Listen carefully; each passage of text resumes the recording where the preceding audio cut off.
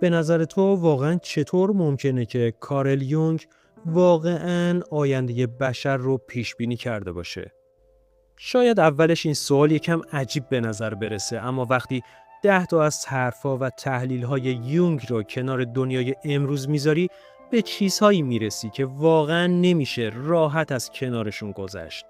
مردی که 10 سال پیش زندگی میکرد از آینده‌ای حرف میزد که توی اون آدما با اینکه بیشتر از همیشه به هم وصل میشن، اما تنهاتر از همیشه زندگی میکنن. از زمانی حرف میزد که انسان‌ها اونقدر درگیر ظاهر، موفقیت و تایید گرفتن از بقیه میشن که کم کم خود واقعیشون رو فراموش میکنن.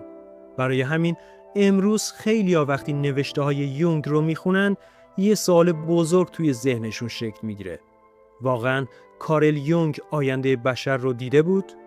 یا فقط ذهن انسان رو اونقدر عمیق شناخته بود که تونست مسیر آینده رو حدس بزنه؟ توی این ویدیو قرار 10 پیشبینی، یا بهتره بگیم 10 تحلیل شگفت‌انگیز یونگ رو با هم بررسی می‌کنیم. تحلیل هایی که امروز از هر زمان دیگه‌ای واقعی‌تر به نظر میرسن. اما پیشبینی شماره 10 یه چیز دیگه است، چون ممکنه همین الان بدون اینکه خودت متوجه باشی در حال تجربه کردنشی. به کانال آلفای درون خوش اومدی. انسان‌ها بیشتر به هم وصل میشن ولی تنهاتر میشن. تا حالا به این فکر کردی که چرا با اینکه امروز میتونیم توی چند ثانیه با هر کسی تو هر جای دنیا ارتباط برقرار کنیم، اما خیلی از آدما بیشتر از همیشه احساس تنهایی میکنن؟ جالبه بدونی این دقیقاً یکی از چیزایی بود که کارل یونگ سالها قبل درباره آینده انسان بهش اشاره کرده بود. اون معتقد بود ممکنه روزی برسه که انسان‌ها از نظر ارتباط با هم نزدیکتر بشن، اما از نظر درونی از هم فاصله بگیرن. و عجیبتر این که امروز داریم این اتفاق رو جلوی چشمامون میبینیم. ما هر روز صدها حتی هزاران نفر رو توی شبکه‌های اجتماعی میبینیم، اما چند نفر واقعا ما رو میشناسن؟ چند نفر واقعا میدونن پشت این لبخندها، عکس‌ها و حرفایی که منتشر میکنیم چه چیزی پنهان شده؟ برای همین خیلی از آدما یاد گرفتن خودشون رو به نمایش بذارن، اما هیچ وقت یاد نگرفتن خودشون رو بشناسن. لحظه های خوب زندگیمون رو نشون میدیم، موفقیت هامون رو به اشتراک میذاریم، بهترین نسخه خودمون رو به دنیا معرفی میکنیم. اما چیزی که کمتر کسی میبینه همون لحظه هاییه که آدم با خودش تنها میشه. وقتی دیگه خبری از تشویق و توجه دیگران نیست. وقتی صفحه گوشی خاموش میشه و فقط خودت میمونی و فکرات. و شاید سوال اصلی همین باشه. واقعا ما به هم نزدیکتر شدیم؟ یا فقط یاد گرفتیم بهتر وانمود کنیم که به هم نزدیکیم؟ اما این تازه یکی از هشدارهای یونگ درباره آینده بشر بود. چون پیشبینی بعدی اون درباره چیزیه که داخل وجود هر انسانی پنهان شده. سایه‌ای که انسان از خودش پنهان میکنه. دومین چیزی که کارل یونگ درباره آینده انسان هشدار داده بود، شاید یکی از ترسناکترین بخش‌های وجود ما باشه. چیزی که خودش اسمش رو گذاشته بود سایه. اما سایه یعنی چی؟ یعنی اون بخش‌هایی از شخصیت ما که دوست نداریم کسی ببینه. خشمایی که پنهانشون میکنیم، ترسایی که حاضر نیستیم قبولشون کنیم، ضعفایی که همیشه ازشون فرار میکنیم. اما مشکل اینجاست، چیزی که از خودت پنهان میکنی از بین نمیره، فقط میره یه جای تاریک‌تر از وجودت. برای همین یونگ میگفت انسان باید با سایه خودش روبرو بشه، چون اگه این کارو نکنه یه روز همون بخش پنهان کنترل رفتارهاشو به دست میگیره. حالا یه سوال، تا حالا دیدی کسی همیشه خودش رو آدمی آروم و منطقی نشون بده، اما با یه اتفاق کوچیک ناگهان تبدیل بشه به یه آدم کاملا متفاوت؟ یا شاید حتی خودت تا حالا شده یه واکنشی نشون بدی که بعداً با خودت بگی من چرا این کارو کردم؟ اینجاست که حرف یونگ شروع میشه. اون میگفت مشکل انسان این نیست که تاریکی درونش وجود داره. مشکل اینه که فکر میکنه اصلاً چنین تاریکی وجود نداره. و شاید به همین دلیله که امروز توی دنیای ما خشم، نفرت و قضاوت کردن اینقدر راحت پخش میشه. چون خیلیا به جای اینکه تاریکی خودشونو بشناسن، اون رو روی دیگران میندازن. انسان برای دیده شدن خودش رو تغییر میده. یونگ معتقد بوده که از خطرهای آینده اینه که انسان کم کم به جای اینکه خودش باشه، تبدیل بشه به چیزی که دیگران ازش انتظار دارن. فکر کن چند بار کاری رو انجام دادی فقط چون میخواستی دیگران دربارت نظر خوبی داشته باشن. چند بار حرفی رو زدی که واقعاً بهش اعتقاد نداشتی فقط برای اینکه پذیرفته شی. چند بار خودت رو تغییر دادی تا شبیه تصویری بشی که دیگران دوست دارن. برای همین یونگ مفهومی رو مطرح کرد به اسم پرسونا. همون نقابی که ما برای زندگی اجتماعی به صورتمون میزنیم. البته داشتن این نقاب همیشه بد نیست. همه ما برای زندگی توی جامعه بهش نیاز داریم. اما مشکل از جایی شروع میشه که بعد از یه مدت یادمون میره پشت این نقاب واقعاً چه کسی هستیم. اونقدر نقش بازی میکنیم که خود واقعیمون رو گم میکنیم. حالا یه سوال، اگه یه روز همه تاییدها، تعریفها و توجهی که از دیگران میگیری ازت گرفته بشه، چی از تو باقی میمونه؟ آیا هنوز احساس ارزشمندی میکنی یا تمام هویتت وابسته به نگاه دیگرانه؟ شاید به همین خاطره که خیلی از آدمهای امروز با وجود موفقیت، شهرت یا ثروت باز هم احساس پوچی میکنن، چون چیزی که ساختن بیشتر برای نگاه دیگران بوده تا آرامش درونی خودشون. انسان معنا رو گم میکنه. یکی از عمیق‌ترین نگرانی‌های یونگ درباره آینده بشر این بود، اینکه ممکنه انسان یه روز همه چیز داشته باشه اما ندونه برای چی زندگی میکنه. امروز انسان امکاناتی داره که نسل‌های قبل حتی نمیتونستن تصورش رو کنن. تکنولوژی پیشرفته‌تر، ارتباط سریعتر، اطلاعات بیشتر، اما با وجود همه اینها چرا هنوز خیلی از آدما احساس پوچی میکنن؟ چون داشتن امکانات همیشه به معنی داشتن معنا نیست. ممکنه کسی همه چیز داشته باشه اما هر صبح که از خواب بیدار میشه ندونه اصلا برای چی باید ادامه بده. یونگ معتقد بود انسان فقط با موفقیت و لذت زنده نمیمونه. انسان به معنا نیاز داره. اما مشکل دنیای امروز اینه که به ما یاد میده چطور بیشتر داشته باشیم، ولی کمتر یادمون میده چرا باید داشته باشیم. ما دنبال موفقیت میریم، ما دنبال پول میریم، دنبال تایید دیگران میریم، اما یه سوال مهم رو فراموش میکنیم. من واقعاً برای چی دارم این کارها رو انجام میدم؟ و شاید دقیقاً به همین دلیله که بعضی آدم‌ها حتی وقتی به آرزوهاشون میرسن باز هم احساس خوشحالی نمی‌کنن. تکنولوژی قرار بود ما رو آزاد کنه، ولی وقتی تکنولوژی وارد زندگی انسان شد خیلی‌ها فکر می‌کردن دنیا قرار جای بهتری بشه. قرار بود وقت بیشتری داشته باشیم، قرار بود زندگی راحت‌تر بشه، قرار بود انسان آزادتر باشه. اما امروز یه سوال عجیب وجود داره. اگه تکنولوژی قرار بود ما رو آزاد کنه، پس چرا خیلی‌ها احساس میکنن بیشتر از همیشه گرفتار شدن؟ صبح که از خواب بیدار میشیم اولین چیزی که سراغش میریم گوشیه. قبل از اینکه حتی با خودمون ارتباط بگیریم با صدها نفر دیگه ارتباط برقرار میکنیم. برای همین ذهن انسان امروز تقریباً هیچ وقت واقعاً خاموش نمیشه. همیشه یه پیام هست، یه خبر هست، یه نوتیفیکیشن هست، یه چیزی هست که توجه ما رو به خودش جلب میکنه. اما شاید بزرگترین خطر این باشه که انسان اونقدر توی دنیای بیرون غرق بشه که خودش رو فراموش کنه. انسان واقعیت رو با تصویر اشتباه میگیره. یونگ معتقد بود یکی از خطرهای آینده انسان اینه که کم کم تفاوت بین چیزی که واقعاً هست و چیزی که به دیگران نشون میده رو فراموش کنه. و شاید امروز هیچ وقت مثل الان این موضوع اینقدر واضح نبوده.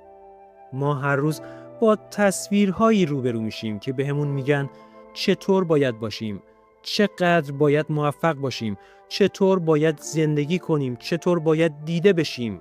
اما مشکل اینجاست. بیشتر این تصویرها فقط یه بخش کوچیک از واقعیته. ما بهترین لحظه های زندگی آدم ها رو میبینیم اما سخت‌ترین لحظه هاشون رو نه. لبخندهاشون رو میبینیم اما اشکاشون رو نه. موفقیتاشون رو میبینیم اما شکستاشون رو نمیبینیم. برای همین خیلی از آدم ها زندگی واقعی خودشون رو با یه تصویر غیر واقعی مقایسه میکنن و نتیجهش چی میشه؟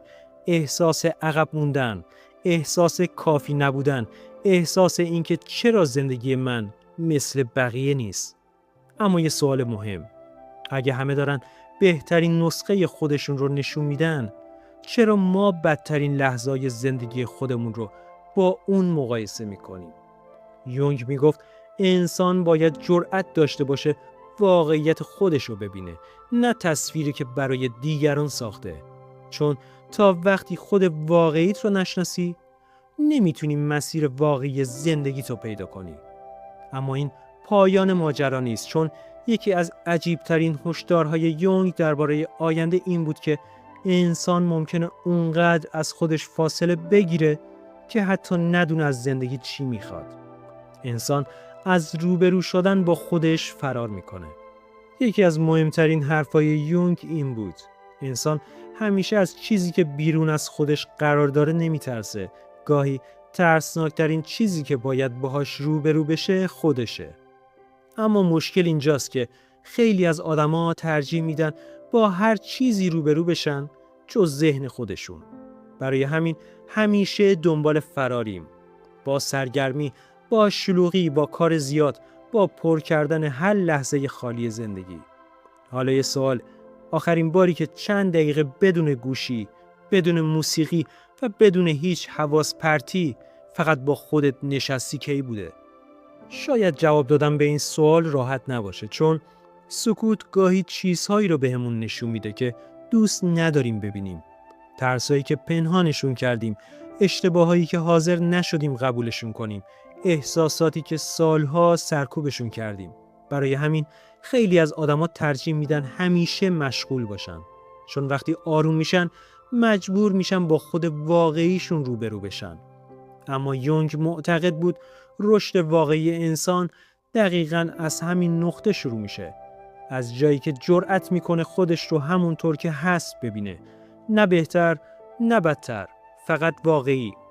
اما این مسیر ساده‌ای نیست، چون شناختن خود واقعی گاهی از فرار کردن از خودت هم سخت‌تره و دقیقاً همین ما رو به پیشبینی بعدی یونگ میرسونه.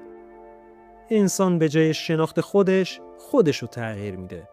یونگ معتقد بود یکی از بزرگترین اشتباهات انسان اینه که همیشه تلاش میکنه خودش رو با دنیا هماهنگ کنه، اما کمتر کسی از خودش میپرسه واقعا من باید تغییر کنم یا فقط دارم تبدیل میشم به چیزی که دیگران از من میخوان. از همون کودکی خیلی از ما یاد میگیریم که موفقیت یعنی رسیدن به یه تصویر مشخص، یه شغل خاص، یه ظاهر خاص، یه سبک زندگی خاص. اما همین باعث میشه خیلی از سالها دنبال یه نسخه آماده از خوشبختی برن. نسخه‌ای که شاید اصلاً برای اون ساخته نشدن. و وقتی بالاخره بهش میرسن تازه متوجه میشن هنوز یه چیزی کم دارن. چون مشکل این نبود که کم تلاش کردن. مشکل این بود که شاید برای چیزی تلاش میکردن که واقعاً خواسته خودشون نبوده. یونگ میگفت هدف اصلی انسان این نیست که شبیه دیگران بشه. هدف اینه که خودش بشه. اما برای رسیدن به این نقطه باید خیلی از باورهایی رو که سالها بهشون چسبیدیم دوباره بررسی کنیم. باید از خودمون بپرسیم این چیزی که میخوام واقعاً خواسته خودمه یا فقط چیزی که جامعه بهم گفته باید بخوام. و شاید سخت‌ترین سوال این باشه اگه هیچ کس تو رو قضاوت نمی‌کرد باز هم همین زندگی رو انتخاب می‌کردی؟ اما اینجا یه سوال بزرگتر به وجود میاد که اگه میلیون ها انسان بخوان خودشونو نشناسن، چه اتفاقی برای آینده جامعه میافته؟ مشکلات بزرگ دنیا از ذهن انسان شروع میشن. یونگ معتقد بود خیلی از مشکلات بزرگ دنیا قبل از اینکه توی بیرون اتفاق بیفتن، اول توی ذهن انسان شکل میگیرن. جنگ‌ها، نفرت‌ها، تعصب‌ها، همه چیز از یه فکر شروع میشه، از یه باور، از یه احساسی که شاید خود انسان هم از وجودش خبر نداشته باشه. اما مشکل اینجاست که انسانی که خودش رو نمیشناسه معمولاً دنبال مقصر بیرونی میگرده. به جای اینکه بگه شاید بخشی از مشکل درون خود منه، میگه مشکل همیشه دیگرانن. برای همین یونگ درباره سایه جمعی هم صحبت میکرد. یعنی تاریکی هایی که فقط توی یک فرد وجود ندارن، بلکه میتونن وارد یک جامعه هم بشن. وقتی انسان ها حاضر نباشن ضعف‌ها و ترس‌های خودشون رو ببینن، ممکنه اونها رو روی دیگران فرافکنی کنن. اما یه سوال، واقعاً میشه دنیا رو تغییر داد بدون اینکه انسان خودش رو تغییر بده؟ میشه جامعه‌ای آروم ساخت وقتی میلیون ها نفر هنوز با درون خودشون درگیرن؟ شاید جواب این سوال مهمترین پیام یونگ باشه. تغییر واقعی دنیا از تغییر انسان شروع میشه. اما آخرین تحلیل یونگ درباره آینده شاید از همه عجیب‌تر باشه، چون درباره چیزیه که امروز تقریباً همه ما باهاش درگیریم. انسان در عصر اطلاعات آگاهی رو گم میکنه. امروز ما بیشتر از هر نسل دیگه‌ای اطلاعات در اختیار داریم. فقط با چند لمس ساده میتونیم جواب هزاران سوال رو پیدا کنیم. اما یه مشکل بزرگ وجود داره. اطلاعات زیاد همیشه به معنی آگاهی بیشتر نیست. یونگ معتقد بود انسان ممکنه اونقدر توی دنیای بیرون غرق بشه که ارتباطش با دنیای درون خودش رو از دست بده. و شاید امروز این موضوع بیشتر از هر زمان دیگه‌ای دیده میشه. ما هر روز هزاران نظر میشنویم، هزاران تصویر میبینیم، هزاران نفر بهمون میگن چی درسته و چی غلط. اما وسط این همه صدای خودمون رو کمتر از همیشه میشنویم. برای همین شاید بزرگترین چالش انسان آینده پیدا کردن اطلاعات نباشه، بلکه پیدا کردن خود واقعیش باشه. چون در نهایت مشکل انسان فقط این نیست که نمیدونه دنیا چطور کار میکنه. مشکل اینه که گاهی نمیدونه خودش کیه و شاید دلیل اینکه حرفای یونگ بعد از این همه سال هنوز هم اینقدر جذاب و تأثیرگذار همین باشه. اون درباره ماشین‌ها یا تکنولوژی حرف نمیزد، اون درباره انسان حرف میزد و تا وقتی انسان وجود داره سوالهای یونگ هم زنده میمونن. خب دوست من، از تو ممنونم که تا آخر این ویدیو همراه من بودی. از تو میخوام کلمه آگاهی رو برام تو بخش کامنت ها بنویسی تا بدونم این موضوع چقدر برات جذاب و تأثیرگذار بوده.